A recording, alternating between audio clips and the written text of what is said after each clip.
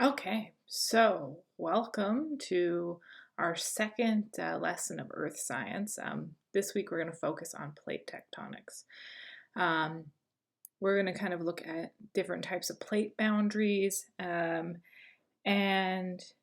we're going to basically get everything set up so that next week and the week after that, you can focus on looking at volcanoes and earthquakes because that's what we're here for.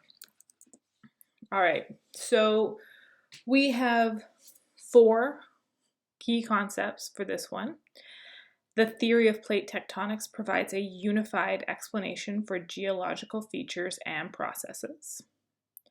Earth's surface is made of huge rocky plates. Tectonic plates move relative to each other, causing certain geologic activities, and mantle convection contributes to tectonic plate movement. So here's the basics of some of the theory of plate tectonics. So the theory of plate tectonics is that the lithosphere is broken into large plates that interact and cause geologic activities. And the lithosphere is this rigid outer part of the Earth, and it consists of the crust and the upper mantle. So recall back to last week when we talked about the different layers of the Earth. Okay? And these tectonic plates are floating slowly on a layer of fluid-like rock in the mantle. So they kind of float and move along each other. So here are different world tectonic plates. We have the Pacific plate, the Australian plate, Philippine plate, all these different plates. We are here on the North American plate. And we can use these to kind of see where we have lots of earthquakes and volcanoes. So the theory of plate tectonics explains many of the features and events that take place at and below Earth's surface. It explains how and why the continents move, how and why seafloor spreading occurs, and how, why, and where earthquakes, volcanoes, and the formation of mountains occur. It's unifying because it brings together ideas and explanations. So it kind of brings all of these together and explains it into one simpler way. So what are tectonic plates? So these are parts of the crust and uppermost mantle that move over Earth's surface. Some tectonic plates are made up of only oceanic crust. Most are made up of both oceanic and continental crust. So oceanic, where there's oceans, continental, where we think of actually having land. And these tectonic plates move slowly and float on a layer called the asthenosphere. So the plates are lithosphere, and they're on top of the asthenosphere. So tectonic plates move in different directions and at different rates relative to each other. Plates interact with each other at their edges, or what we call plate boundaries. So those lines that you saw between the different tectonic plates, we call those plate boundaries.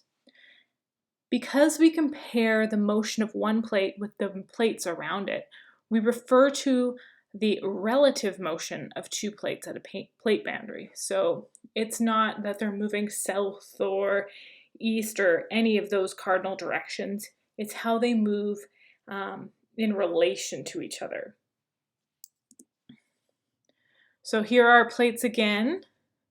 So if we were talking about movement between the African plate and the South American plate, we wouldn't talk about the movement being southwest. We would talk about how the plates are moving against each other.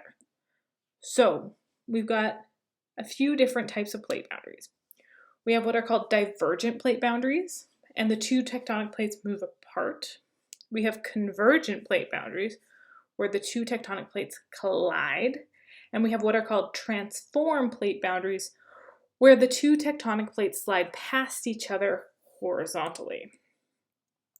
So here's the divergent. Along here is the plate boundary, and we see that they're moving apart. So this is where we get things like that seafloor spreading. Here's a convergent plate boundary. So they're moving towards each other. So there's one plate, here's another moving towards each other. With their collision, we often see things like mountains and volcanoes. And then the transform plate boundary, where they're sliding by each other. Okay, so they're not colliding or moving apart, they're sliding by each other. It's like you're just trying to sneak past somebody through the hallway. Okay, so our last part here, we're gonna just quickly talk about mantle convection so that next week we can just focus on volcanoes and earthquakes. So the Earth's mantle is made of partially melted material. So that's what we have those plates floating on. Energy from radioactive decay of some elements in Earth's interior and from Earth's core heats up part of the mantle, and this results in mantle convection. So this is the current in the mantle where cooler, denser material sinks and warmer, less dense material rises. You'll hear about convection a lot throughout science. So here it is. We've got the colder moving down, the hot moving up, and this can cause what we have here is this upwelling. So scientists think there are several processes that determine how mantle convection affects the movement of tectonic plates.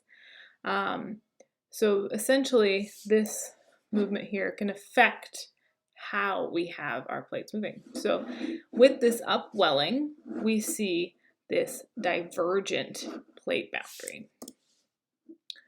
So there's something called ridge push, where new material pushes older material aside, causing tectonic plates to move apart, divergent.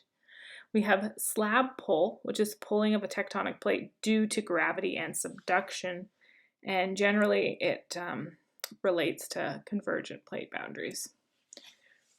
So this diagram shows both. We have our ridge push, where we see the magma pushing up and driving plates apart, and we have our slab pull, where the old dense heavy plate sinks, and we see another plate kind of moving forward. Okay. So for this week's project, you're going to have to take a look at tectonic plates and plate boundaries and describe whether or not you'd be seeing slab pull or ridge push.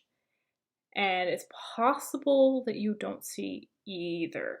So just keep that in mind as you work on your project. All right, good luck this week, and I'll be in touch again soon.